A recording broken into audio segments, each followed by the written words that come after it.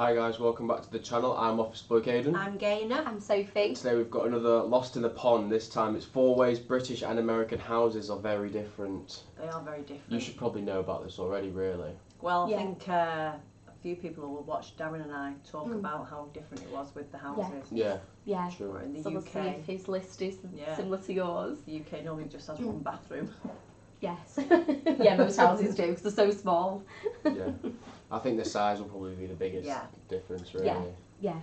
Should we get into it straight away Yes. and have a look? And tea drinkers that we are, we love our kettles, don't we? But they're not just any kettles. These are ones you plug in and then hit the switch to turn on the plug, because I forgot to mention that our plug sockets also have switches.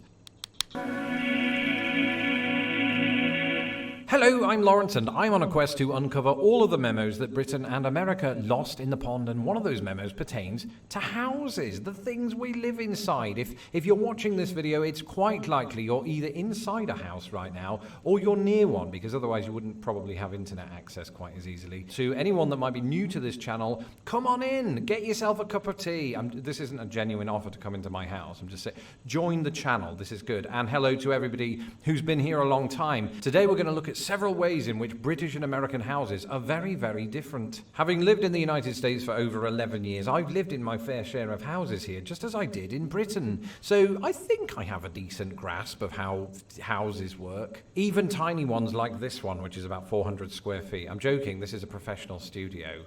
Don't question me. And so without further ado, let's take a look at 4 ways that British and American houses are very, very different.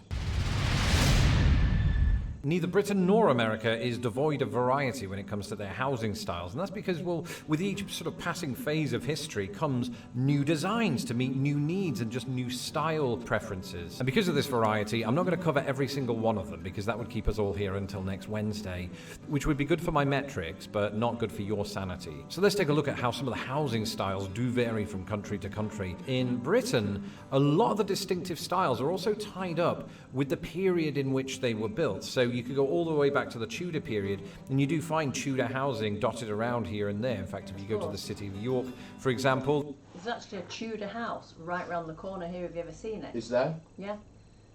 Have you seen it? It's absolutely stunning. So you know where Monty's is, the sandwich shop? Yes. So just further up that road on the right-hand side, there's like a little roundabout on the floor. Behind the bushes I think there, I know what you mean, there's a actually. big Tudor house. I love, like, Tudor houses are one of my favourite. I think they're just absolutely beautiful. What, on that road with the load of big houses? Yeah. So just before you know where the roundabout is on the floor? Yeah. So like just a on that small Where, one. I mean, opposed to the sky. Well, no, because it's not like a roundabout with a raised bit. It's on the floor roundabout. Or a circle, as you guys know it. So just behind the bushes there, next time you're going past, have a look. A big Tudor house. I think the upkeep's quite a lot of fun though, isn't it? With like the thatched roofs and stuff. I'll keep my eye out for it. But I'm not a fan of old houses though. No, I know. I prefer the modern ones. Old houses they're dead. I don't like them. I love them. Traditional. Well, there's quite a lot of sort of Tudor buildings there. They're quite ornate with wood panelling, and they're the sort of place that you might imagine that Shakespeare lived. But wood is less indicative of British houses than you would see in America, where wood is actually quite a common material for building houses. In Britain, from about the Georgian period onward, you're going to see quite a lot of brickwork. Georgian period houses absolutely exist. People live in them, but they tend to be these opulent-looking houses that have notable pops of white rectangle, which are just the windows. It's very nice. They look like dolls' houses that you should live in. But then come the Victorian age, we started moving toward these sort of like orangey brick buildings, right? And a lot of them were terraced houses, which is what Americans would call row houses. And they just look very... If you go down like any street in England, you'd probably expect to see them houses. That's a typical, especially this area. You see that house everywhere. Yeah. No matter where you are in the country. Yeah. Like old Victorian terraces. Yeah. Which is what Americans would call row houses. And they just look very industrial, right? You could imagine a chimney sweep going up and getting his face covered in soot. And then we move into the Edwardian period, where houses are sort of similar to those of the Victorian age. They're just lighter colours with more chimney sweeps, if Mary Poppins is anything to go by. Now, during World War II, when the Nazis bombed the ever-loving crap out of us, a lot of the houses went boom. And then after World War II, there was a housing boom. And you started to see a build-up of new, more simple houses, kind of like the one I grew up in. No, that didn't happen. But I grew up in something more like this. That's not Lawrence's actual house. Despite what fairy tales may suggest, most of us have never lived in a chocolate box house, but those do exist. A chocolate box house is the kind of house you might see in the Cotswolds, right? It's very quaint looking, it's got thatch roofing, and it looks like this. And if, like me, you're wondering why it's called a chocolate box house, yet it doesn't look edible, it goes back to the 1950s/60s when chocolate boxes would have on their facade a kind of depiction of a beautiful English countryside, and these types of houses would often feature on said box. Now again, this is by no means an entire repository of British houses. Neither is the following an entire repository of American houses. It's just the more common ones that you will see when you are here. So Cape Cod houses, you know these types of houses, right? They're the ones with the wood paneling down the side. And I said a moment ago that, you know, America makes good use of wood in this country because there's just so much of it. So many woodlands around the country, and it's a huge country from which to pull that resource, so they do, and it's cheap. But funnily enough, the Cape Cod style has its history with English settlers who came here in the 17th century and started building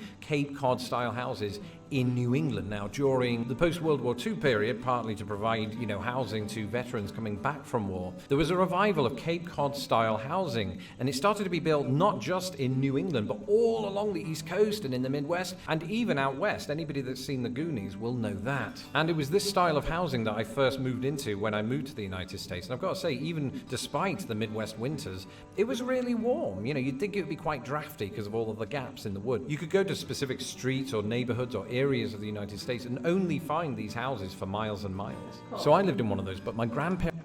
So those houses with the wood on the side. When we lived in Texas, a colony of spiders decided to inside and breed, so we had this huge nest of black widows. No, I'm still in the house there, and then I'm like, so no. the children were not allowed to play in the garden.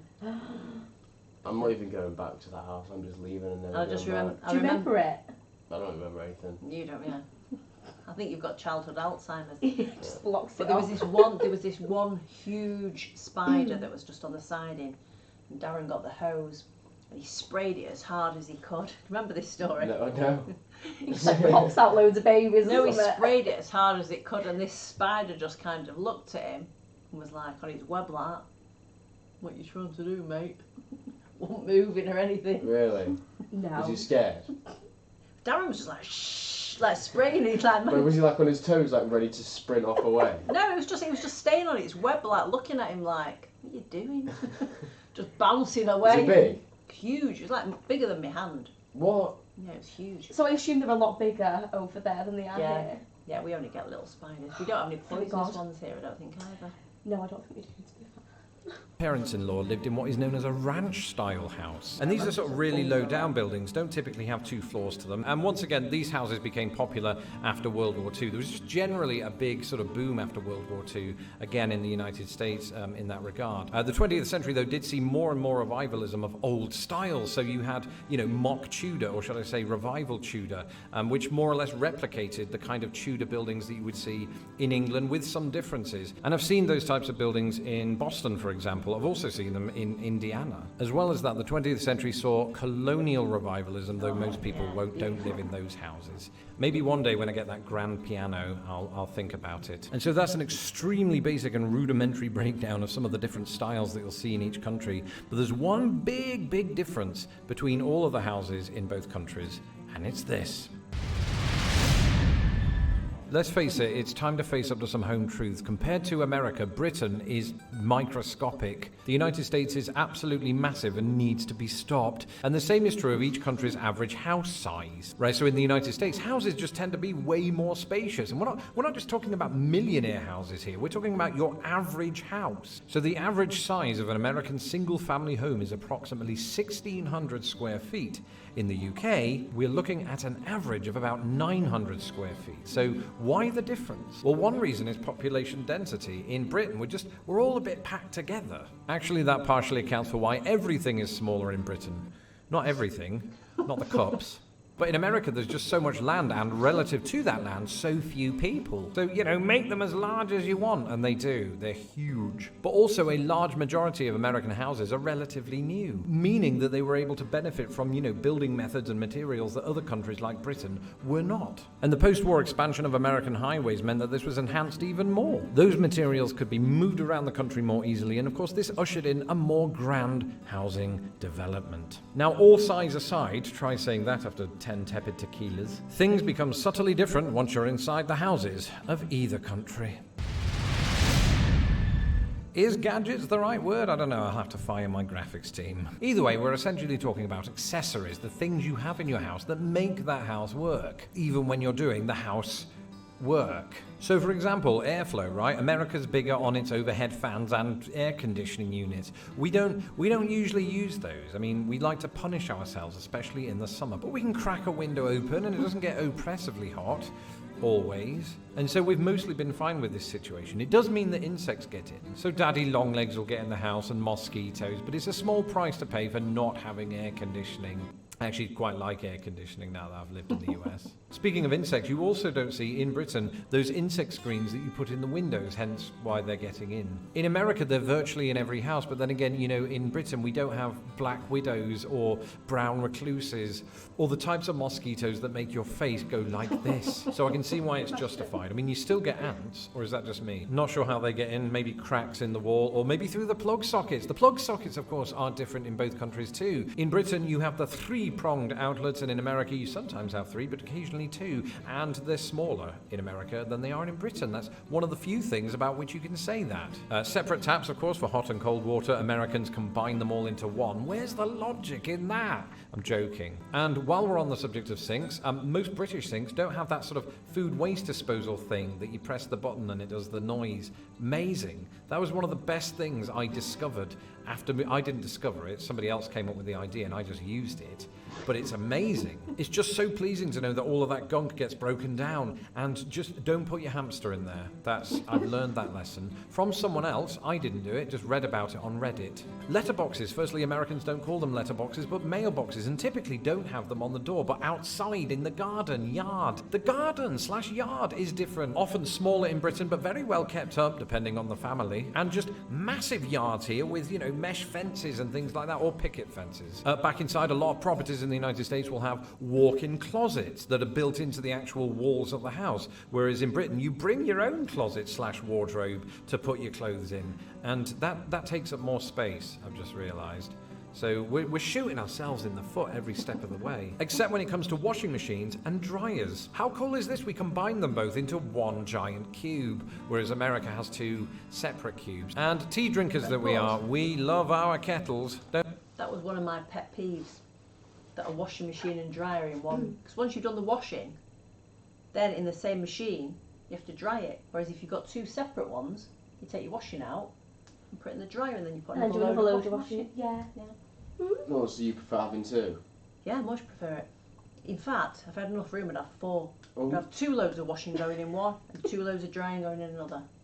How much washing do you do? Loads. We have so much. Aidan wears something for about an hour and then puts it in the washing basket. She's lying. Really? I did the washing 2 days ago, and you were looking for clothes last night in your wardrobe that you couldn't find because you've worn. Plus, Don't believe a word she says, Sophie. He sleeps in his clothes as well. He doesn't get changed. Stop it. I mean, to be fair though, you don't wear jeans and stuff, do you really? Yeah, exactly. So they're probably quite comfy, whereas I couldn't. Oh, I do sometimes sleep in jeans now. And he sleeps sat up as well. That is just a lie. I sometimes can. Just there, with your eyes open. No, I would lean no, forward that, instead sat of leaning up, back. Asleep. No, I'll probably have my head on my knees or something. Yeah. I can't sleep unless I'm literally in my comfy clothes. Yeah. Yeah, it's a bit weird. Lie down. You're a weirdo. Yep. Don't we? But they're not just any kettles. These are ones you plug in and then hit the switch to turn on the plug, because I forgot to mention that our plug sockets also have switches. And then, you turn it on, don't need a stovetop, and it heats up. Just like that. You've got your water, Bob's your uncle, pour it into a mug. there's your cup of tea. In America, you do have the stovetop kettles, and part of me likes that because it does this really pleasing whistling sound at the end. Now, if you were paying attention during that list, you may have noticed that I touched on some of the terminological differences when it comes to housing in either country. And that brings us on to our final entry. It wouldn't be Britain and America if they weren't two countries separated by a common language, and the same is true of the housing world. So let's finish with a rapid fire round looking at those very words. So here in Chicago, I live in a flat, except in America they don't call it flat, it's called an apartment. Something else that you'll find in America though are these condominiums or condos, if you don't fancy saying a word that has condom in it. Over here I would say flat and apartment. I would say like an apartment's like a posh. Like a posh like flat. a posh version of a flat. Yeah. Almost. They do build some places here and then call them apartments. Because it's more appealing. Yeah. I feel like nowadays they do with any flat, they will always advertise it probably as an apartment as opposed to a flat. But to me it's the same thing, but it's an apartment's more the posher version. Yeah. If like on the top floor, like a I don't know. When you think of a flat, you think of like a council property, I think. Yeah, like this, like the sort of like 1950s like block of like council flats, which is, you know, What's a condo then? A condominium. So it's the same thing. It's a flat. Yeah, it's a like a flat inside a building. And we do have those in Britain. They're usually called common hold properties. And I suppose most British people wouldn't go around using that term, whereas you actually hear the term condo quite a lot. It's been suggested to me that I move into a condo, and it sounds good. I mean, when I first heard the term, I thought it sounded like I might be moving onto a lakeside boat or something like that. It is like an apartment, but it's one you would buy. It's real estate. Now, as a child and young adult, I grew up in a house that was known as a semi-detached house. That's when you have a house adjoined to one other house on one side, but not on the other side. In the United States, this is known quite simply as a duplex, which is not a wrestling move. If it is adjoined on both sides with another house, then you are part of a line of houses that are known as terraced houses in Britain. In America, they're known as row houses because they're all in a row, presumably. Then there's council housing in Britain versus the projects in the United States, and that's just another way of saying public housing. To control the electricity flow in Britain, you have the mains power. In America, you have the grid power. And what if you're sick and tired of the place that you're living in and you just want to relocate somewhere else? In America, you would just simply move. In Britain, you'd move house. And on that note, I'm going to move out to my outro transition because this is the end of the video. Let me know in the comments below if you're watching this from your house right now, or just if you're not. Leave a comment either way. And don't forget to hit the subscribe button so that my videos don't get lost in the pond. A big reminder, by the way, if you want to keep up with me on a day-to-day basis and just see some of the stupid trivia that I come out with, follow me on Twitter at LostInThePondUS. You won't regret it entirely. This video, just like all of my videos, was made possible by my patrons at patreon.com/lostinthepond. If you would like to help this channel grow by broadening its research, its lighting equipment, all of its technology and everything, then go to patreon.com/lostinthepond. It takes 5 minutes to sign up and to support the costs of running this channel. Until next time, I'm going to go and get the kettle on and listen out for that whistle. Bye. It's funny because I don't ever remember having a kettle in the US. I didn't think they did kettles. I thought I was just going to ask that question because I'm positive. I was like, like what does that mean? I feel like, did they have like kettles over there, like the old-fashioned ones that like you have to put on the stove? Yeah, that's what he's saying, but I don't ever remember having one of those kettles, and I'm just trying to remember if we had a kettle that you turn on. I can't remember. I don't remember. So how did you make like... That's what I'm saying, I can't remember making a cup of tea or coffee. Do you remember it at all though? Pardon? Do you remember if you had a kettle? That's what I'm saying, I don't remember. I'm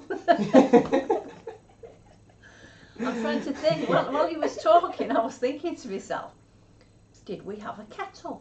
We must have. You must have done. Yeah. But like, you don't remember? I couldn't survive without a kettle. No. Like literally. Like I have a kettle now, but I never use it. I could survive without a kettle. Well, yeah, you never drink I hot don't drinks, think you've even tried tea or coffee, have you? I've tried tea. With like milk in? Yeah. And did you like it? No, not really. No. I don't like tea. I'm never drinking coffee. The smell just knocks me sick anyway. Yeah. That's the best smell in the world. Never mind I like trying it. I don't like instant coffee. I can't drink instant coffee. That's disgusting.